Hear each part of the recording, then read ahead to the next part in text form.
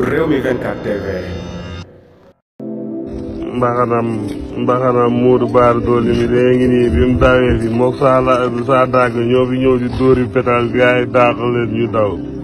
mbaxana mi la fi wàcc Modou Bara Dolly ak làmmiñam bu rëy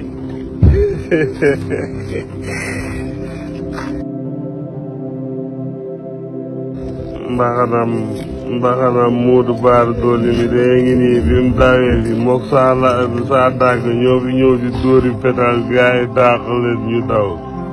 mbaxana mi la fi wàcc Modou Bara Dolly ak làmmiñam bu rëy